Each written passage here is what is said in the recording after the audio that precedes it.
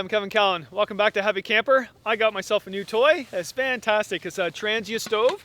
This is an alcohol burning stove, unlike all the others we use in Canada. I mean, that's the thing about Canada is that I haven't used one of these in 20 years. We're so used to using pressurized white gas or butane and things like that. This is your stove, that's it. It's like a really fancy fondue set. That's what I think it is anyway. It's all set up in its own cook set. That's kind of an advantage too. Everything's all together in one kit. So you just throw this in your pack. A lot of backpackers love this because it's a lot lighter than some of the other kits out there. The other advantage, actually I think it's a huge advantage, is that really not much can go wrong with this. Because it's not a pressurized stove, nothing can really break. You just put fuel in the little container here and let it burn. So I'll show you how it goes together. This is your stand. Your little stove goes in there. Fuel goes in there. This goes on top like so. These things go down like that. And get your little kettle. Put these things down like that. Whoa, like that. And you got yourself a Trangia stove. That's pretty cool. Now, alcohol burning stove. What does that mean? Well, I'm going to explain that right now. Alcohol fuel. Where do you get it? Do you go to the liquor store? Well, you could. I'll get to that in a minute. But it all depends what country you're in, because they call it so many different things, and there's so many different types. But let's break it down. In Canada, methanol is called methyl hydrate. I don't think it's called that in any other country, to be quite honest. But methanol is a wood alcohol, and it's probably the best to use in a Trangia stove.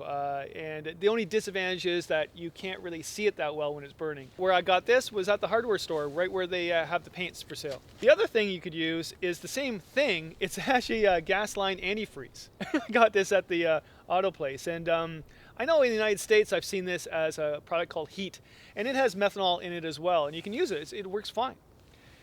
Fondue fuel, the same thing. It has methanol in it. And I actually prefer using fondue fuel for my Trangia stove because the fuel is blue, so I can actually see the fuel, whereas methanol, you really can't see it, and sometimes that's a disadvantage. However, this is a lot cheaper than this. So the other alcohol is ethanol alcohol. It's a grain alcohol. It's booze that's being poisoned. I don't know if it's being poisoned, but something's being added to it so you don't drink it. You have to go to the liquor store instead of drinking this stuff. And it's actually a thing called denatured alcohol. You can buy it in a container called denatured alcohol, but actually you can buy it. I think even on fondue sets or fondue fuels, some of it is ethanol. I've even seen this antifreeze in Canada. The pink stuff is ethanol, and the blue stuff is methanol. I think in the United States, that product called Heat, if it's a yellow container, it's methanol, and if it's a red container, it's ethanol. Ethanol burns. I've used it. It just it smokes up quite a bit, I think. To me, it does, and it has a lot of yellowish flame to it. It doesn't burn as well.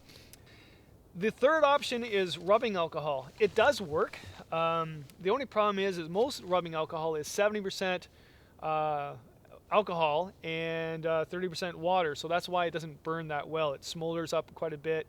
It's just a lot of soot. Booze. Yeah, you can burn booze if you want. The stronger the better. The only thing is that most alcohol is 40%. Like Jack Daniels, I think is 40%. Vodka's 40% alcohol. This Puss in Boots stuff that I have had, I don't know why anybody would drink this. Anyways, it's 15% alcohol, so it's not going to burn that well at all.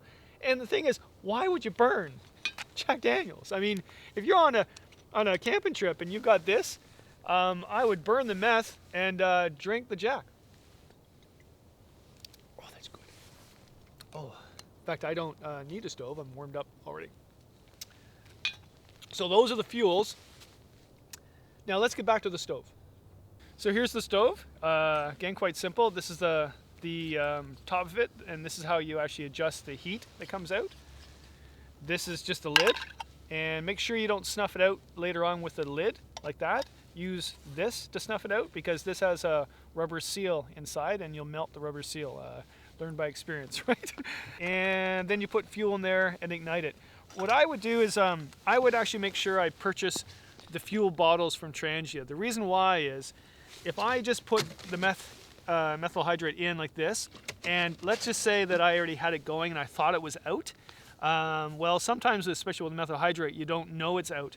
And that would be really dangerous to have a flame in there and pouring liquid fuel into the flame. So you're going to have a nasty accident.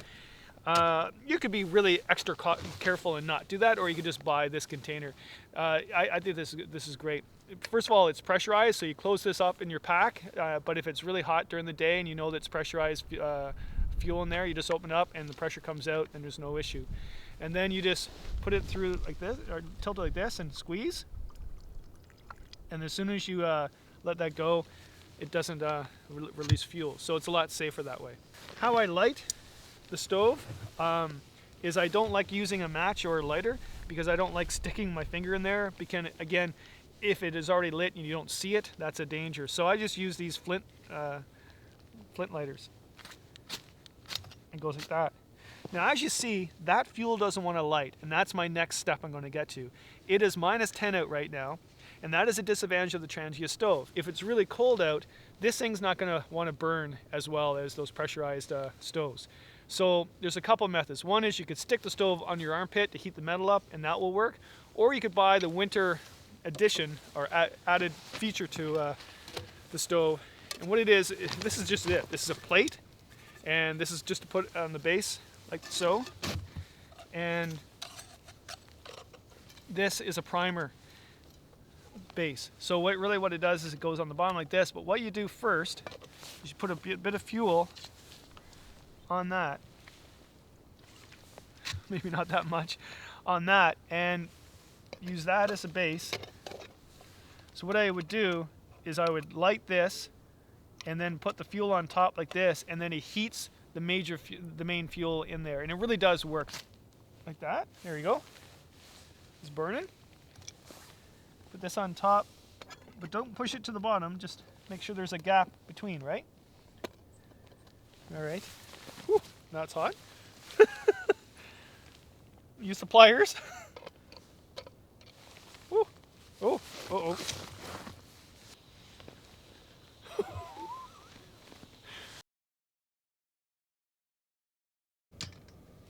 There you go. Let's see, this is a pot of water, or I think a cup of water. And in theory, even though it's -10, it should only take about 4 minutes, maybe less to boil.